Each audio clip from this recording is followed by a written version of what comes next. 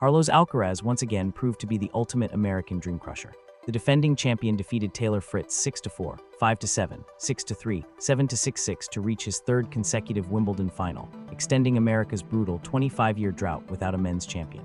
But this wasn't just another victory. This was a masterclass in clutch performance, unyielding mental fortitude, and why Alcaraz is rapidly drawing comparisons to Roger Federer on this very grass. Fritz had his chances, even holding 2 set points in that final tiebreak, but true champions carve their own destiny when it matters most. What we witnessed today was the undeniable gulf between a very good player and a generational talent. Fritz played excellent tennis, his serve was booming, he pushed Alcaraz to 4 sets, and he actually held the momentum to force a decider. But Alcaraz showed why he's already a 2-time Wimbledon champion at just 22 years old. When Fritz had those set points at 6-4 in the tiebreak, Alcaraz didn't panic, he elevated his level, unleashing an unreturnable serve down the tee and then a daring forehand winner on the next point, finding impossible angles when it mattered most. The psychological dynamics of this match were utterly fascinating. Fritz was visibly burdened by the weight of 25 years of American aspiration at Wimbledon, while Alcaraz was playing with the unshakable confidence of someone who truly owns this tournament. You could see it in their contrasting body language from the very first game. Fritz looked visibly rigid and nervous, leading to tentative footwork and forcing unnecessary errors, whereas Alcaraz was relaxed, even twirling his racket with a smile at changeovers. Pressure either creates diamonds or shatters glass, and we saw both today.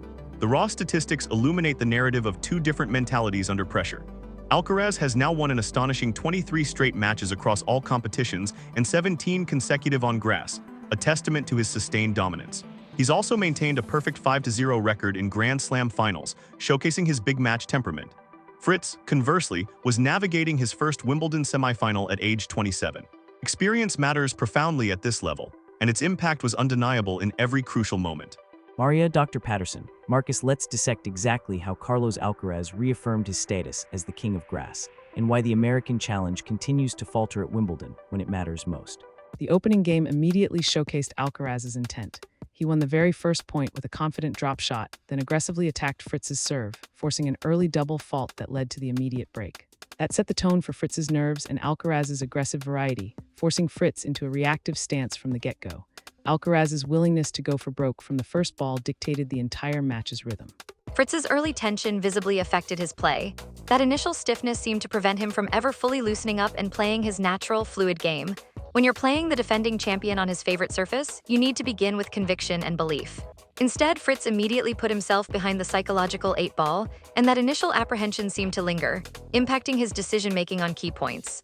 The serving statistics highlight how close this match truly was, at least on paper. Fritz's fastest serve blazed at 140 miles per hour, his personal best of the tournament, while Alcaraz wasn't far behind at 139 miles per hour. Fritz was formidable on his first serve, but the pivotal difference lay in return quality. Alcaraz was incredibly aggressive on Fritz's second serves, consistently turning defense into offense, whereas Fritz couldn't consistently generate the same pressure on Alcaraz's powerful first delivery. Let's pivot to that second set. Taylor Fritz surprisingly took it 7-5, leveling the match. How did he manage to claim a set against the grass court king? Fritz's second set was arguably his finest tennis of the entire tournament. He elevated his aggression, particularly on Alcaraz's second serve, and started to genuinely make the Spaniard uncomfortable. Alcaraz accumulated 13 unforced errors in that set compared to Fritz's mere 4. The American was also hitting stunning winners, like that backhand down the line when he was seemingly beaten. It was pure class. For one set, Fritz played with the confidence and precision that truly belonged on this Grand Slam stage. But watch Alcaraz's reaction to losing that set. Instead of panicking, he took a strategic bathroom break, using the time to regroup and recalibrate. He emerged visibly renewed, his focus sharpened. Champions don't just react to setbacks, they actively process them as fuel for the next challenge. Fritz, meanwhile, let his frustration boil over, screaming into his racket after missing a routine forehand. One player managed his emotions, the other let them manage him. That's the stark psychological contrast between a champion and a challenger. The third set saw Alcaraz roar back to win 6-3. What strategic adjustments did he make? Alcaraz's return game became absolutely devastating. He started taking Fritz's serve even earlier, often standing inside the baseline and redirecting pace with relentless interest. Fritz suddenly couldn't buy a free point on his serve. Alcaraz also significantly increased his net approaches. He came to net 35 times during the match, winning an impressive 74% of those points. That offensive variety on grass, forcing his opponent to cover all corners, is truly lethal. His tactical deployment of drop shots was another masterstroke. Alcaraz consistently used them to pull Fritz forward in the brutal heat, then either passed him or forced errors. Fritz was visibly tiring from all that explosive forward movement, a testament to Alcaraz's clever court craft. It's classic grass court tennis, using the surface to your advantage, constantly changing the pace, and deliberately making your opponent uncomfortable and exhausted. Then came that dramatic fourth-set tiebreak. Taylor Fritz actually led 6-4 with 2 set points. How did Carlos Alcaraz perform his incredible escape? This is where champions draw the line. Fritz had the set on his racket twice and couldn't convert. The pressure was immense. If Fritz wins this tiebreak, he forces a decisive fifth set, keeping his Grand Slam final hopes and the American drought narrative alive. Instead, Alcaraz saved those crucial set points, forcing Fritz into errors, while Alcaraz himself seemed to thrive on the heightened stakes. Fritz stumbled on the cusp of extending the match while Alcaraz embraced the moment, denying him that crucial fifth set. The crowd noise during that tiebreak was electric, a palpable wave of anticipation. Despite being in London, the roars of "Come on, Taylor" from the American contingent were deafening, trying to will Fritz to victory. But Alcaraz, far from being intimidated, visibly fed off that energy.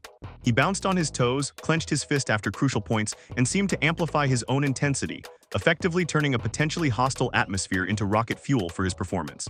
That's the unmistakable mark of a true champion.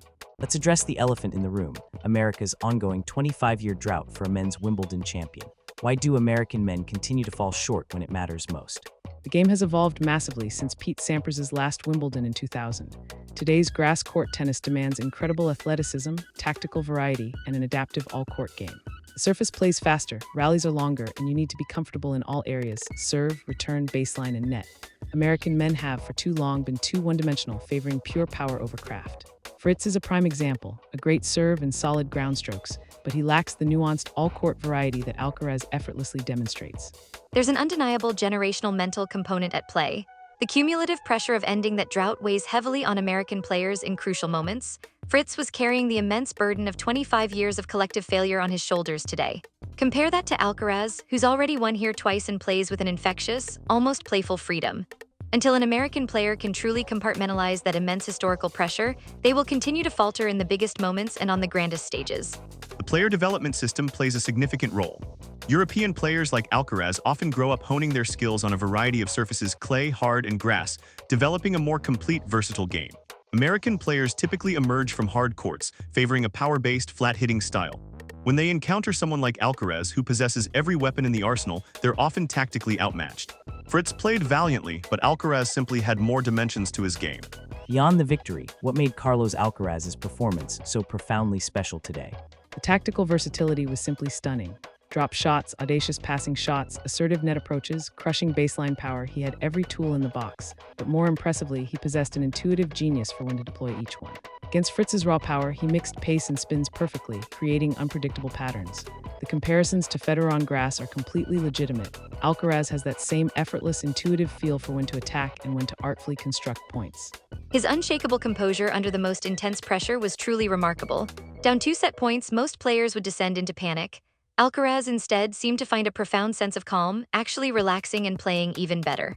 That's the hallmark of a mindset forged by countless high-stakes moments, a player who knows how to not just handle, but thrive in the crucible of pressure. At 22, he's already demonstrating a mental maturity that belies his age, surpassing players a decade his senior. Looking ahead to the final, Carlos Alcaraz will face either Djokovic or Sinner. How does his game match up against these formidable opponents? Against either opponent, Alcaraz enters as the distinct favorite. His grass court record is simply phenomenal, 17 straight wins on the surface. He's also flawless in Grand Slam finals at 5-0, demonstrating a consistent ability to perform on the biggest stages. Most importantly, he's proved he can elevate his game and win the crucial points when they matter most. Whether it's Djokovic's unparalleled experience or Sinner's relentless power, Alcaraz possesses the complete array of tools and the unshakable temperament to handle both. The key is that Alcaraz has not just adapted to the surface, he has truly mastered it. He's not merely winning on grass, he's dominating it with a style and variety that even previous generations of legends would admire. Today's performance against Fritz, where he navigated immense pressure and showed tactical adaptability, proved he has the complete package to close out matches even when pushed to the absolute brink.